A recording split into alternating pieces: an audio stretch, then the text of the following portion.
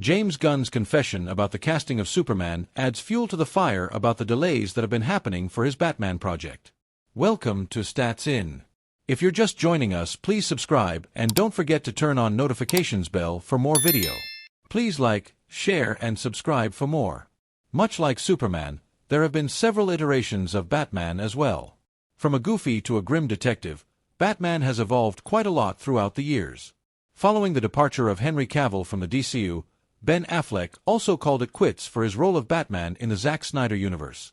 Cavill was then replaced by David Corenswet, but we still don't have a replacement for Henry Cavill. There were rumors that Brendan Sklenar is in talks to portray the role of Batman in James Gunn's DCU.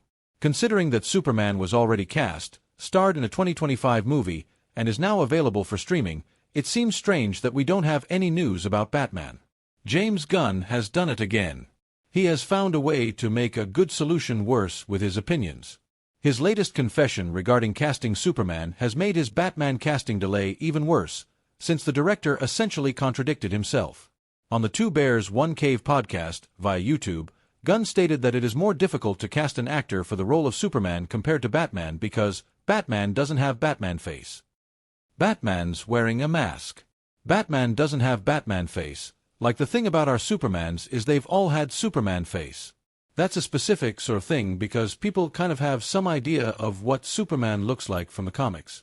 David Corenswet has already been cast as Superman in the DCU, so where's Batman?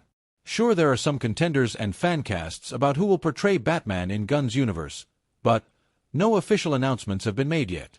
It was in the Two Bears One Cave podcast that James Gunn revealed an update on the state of things for the brave and the bold. The director had probably one of the best updates to share about the upcoming project. None of those things are what's most important to me. What matters is the character, the story. He continued, and I think we have a really good story now for what's happening with Batman. Considering the iconic storyline and that twist he came up with for Superman. It's very likely that Gunn's version of Batman will be iconic enough. The only trouble is that the director is making us wait for too long as the world eyes its next Batman and Superman's future nemesis. What are your thoughts about the brave and the bold? Let us know in the comments below. Much like Superman, there have been several iterations of Batman as well. From a goofy to a grim detective, Batman has evolved quite a lot throughout the years. Following the departure of Henry Cavill from the DCU, Ben Affleck also called it quits for his role of Batman in the Zack Snyder universe. Cavill was then replaced by David Corenswet, but we still don't have a replacement for Henry Cavill. There were rumors that Brendan Sklenar is in talks to portray the role of Batman in James Gunn's DCU. Considering that Superman was already cast, starred in a 2025 movie, and is now available for streaming, it seems strange that we don't have any news about Batman. There have been countless delays in the creation of the brave and the bold, and fans are starting to worry that they might not get to see their favorite Gotham vigilante anytime soon. James Gunn dismissed demands for a blue-gray suited Batman, stating the reverence the character had in pop culture and prioritizing story. Welcome to Stats In. If you're just joining us, please subscribe and don't forget to turn on notifications bell for more video. Please like, share and subscribe for more. James Gunn doesn't give a damn about DCU Batman's comic-accurate suit. None of those things are important to me. Batman fans have been notoriously particular about who plays their favorite hero. He is one of the most popular superheroes in the world, and all live-action iterations have faced some controversy or another. From Michael Keaton to Ben Affleck to Robert Pattinson, all actors have faced intense backlash when announced, only to be accepted post-release. However, James Gunn is really in a tricky spot when it comes to Batman, as Matt Reeves' version has already been a hit, and Robert Pattinson's Batman will not fit in well with Gunn's DCU. It is currently an Elseworlds project, and the delay in the sequel has also led to a delay in The Brave and the Bold, as the studio does not want two Batmen on screen so close. James Gunn just dismissed fans' demand for a classic Batman with a blue-gray suit in the DCU. He stated that such demands were divisive, with no fan agreeing with the other, and such elements were not a priority for him at the moment, as the co-chief of DC Studios. While Ben Affleck's suit has been the grayest so far, the blue has not been seen in live action. George Clooney's suit was sort of blue. When asked if he would be bringing in the classic comic book accurate Batsuit, Gunn said in the Two Bears One Cave podcast, "None of those things are what's most important to me. What matters is the character, the story." And I think that we have a really, really good story now for what's happening with Batman.